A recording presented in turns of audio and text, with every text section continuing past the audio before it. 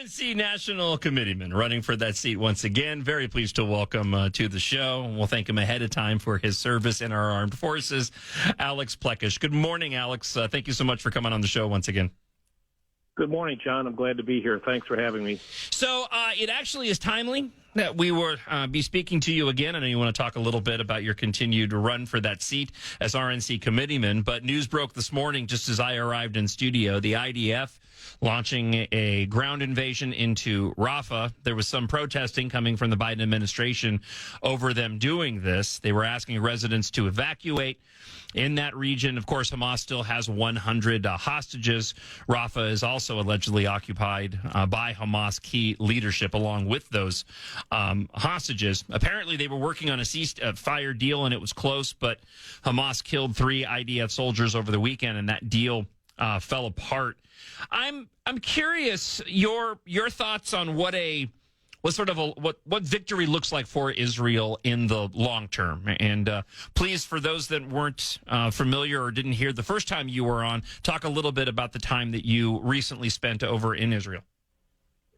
Well, sure. Well, let me start with that. In late November, there were a handful of members of the RNC that were invited. This was a private group, basically, but a handful of RNC members plus a few business people who went over there on a delegation to see what was going on. And it was pretty high level because one of the RNC members had contacts in the in the government and the IDF and so on. So we saw the real deal. This wasn't a tourist thing whatsoever.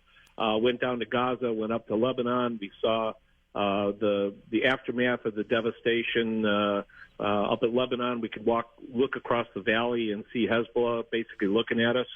So that's what happened about 6 months ago.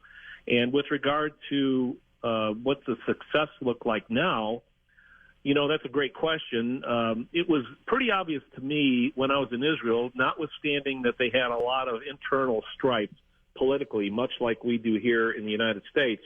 But while I was there, it seemed like the entire country, whether it was left or right or middle, was unified in knowing that they had to defend their country and they had to eliminate Hamas. So what I would say is that one aspect of what the success looked like is they're going to have to eliminate Hamas. That doesn't mean literally physically, but eliminate the ability for Hamas to operate ever again. Part of that, of course, is to stop the supplies and the financing that they continue to get, which is why the offensive in Rafah is occurring right now. If Hamas wants peace, all they need to do is lay down their weapons and say, that's it. Yeah. That's all that needs to happen. But they're not doing it. What they want for peace is for Israel to be wiped off the map. Well, that's not a negotiation whatsoever. So the only thing long-term that I see as a real success is that somehow, whether it's Israel or the world, there has to be a replacing of the evil ideology that they have with an ideology that is not. Again, talking with Alex Plechash, RNC National Committeeman, running for that seat again. I'm curious to get your thoughts on, we have upcoming elections. Of course, you're involved in one as well. You have these protests taking place on college campuses. There seems to be a pretty rapid exposure that the core groups involved with this are being funded by radical leftist organizations, and then you have students that are kind of jumping in on this. But a lot of commentary about just how hateful these protests are. We also have issues that we're faced with here in the state, what the DFL is doing during the legislative session. Of course, the controversies around State Senator Nicole Mitchell. Do you think the Republicans right now are poised to take advantage and hopefully move on to some victories in the upcoming elections based off of everything that we're seeing right now? I mean, it seems to be a common complaint that when the GOP is in a position to win elections, and there's a lot of arguments to be made about why we should be electing conservatives, sometimes we don't rise to that occasion. What kind of position do you think the GOP is in now? Are you hopeful for the coming months? Oh, I'm exceedingly hopeful. I mean, there's so many things that we could point to as reasons why there needs to be change, that we need to go back to conservative leadership. We have a tendency as Republicans, it seems to me, in the 20-plus years that I've been involved, to kind of shoot each other with circulating firing squads as opposed to taking advantage of the issues that are out there. But I will say that all the things, the dysfunction and the dystopian things that we're seeing around the country, whether it's on campuses like you just mentioned or, what's going on here in our own state capital, if we don't win, shame on us. We have the momentum behind us. We have enthusiasm. I've been talking, obviously, to a lot of our activists, our delegates, and our alternates getting ready for our state central committee meeting at which my election will be held. And then following upon that, just the next 2 days thereafter, we'll be having the much larger state convention. So I'm meeting a lot of delegates and alternates, and for the most part, people are pretty optimistic about what our outlook is for both state and national, as am I. So I'm doing everything I can to help us win back the White House. We're getting RNC support here in Minnesota for that, and to the extent that we are, it should be helping us down ballot as well. So, yes, I am quite optimistic about our outlook for this fall. Talking with RNC National Committeeman Alex Plechash. Another quick question with regard to what's been going on in Israel. I know you're heading to Ukraine. I want to talk to you about that.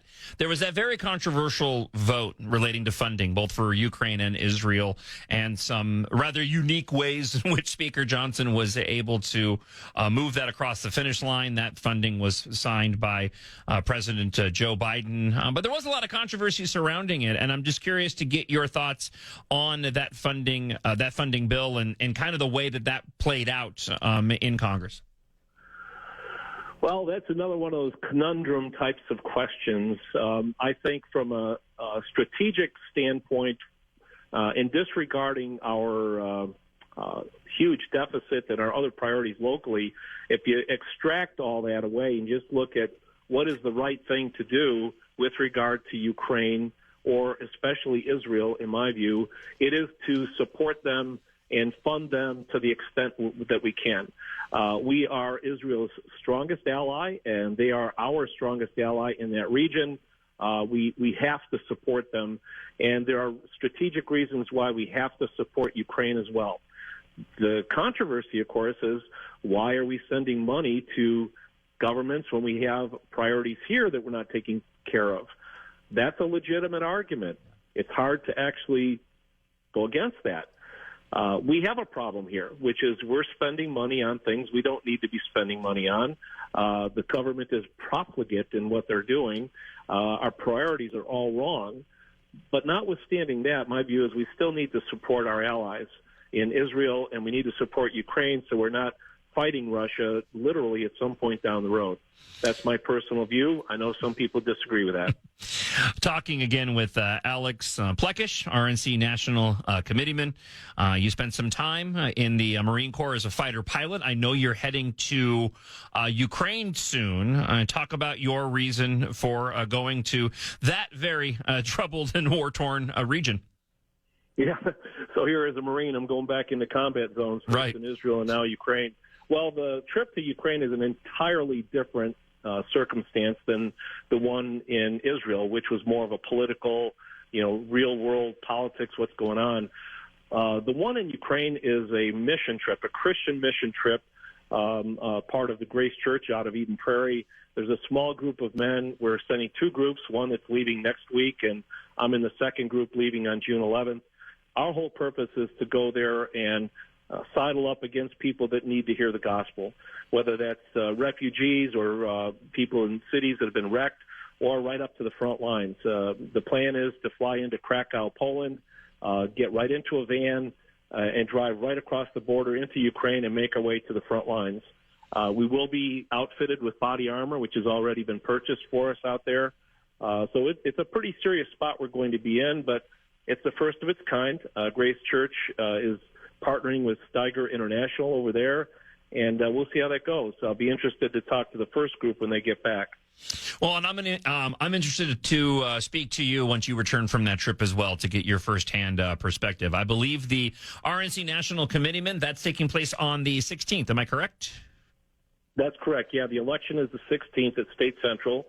And for those of your listeners that would like to read a little bit more about my background or that race, I just ask them to go to alexplechash.com.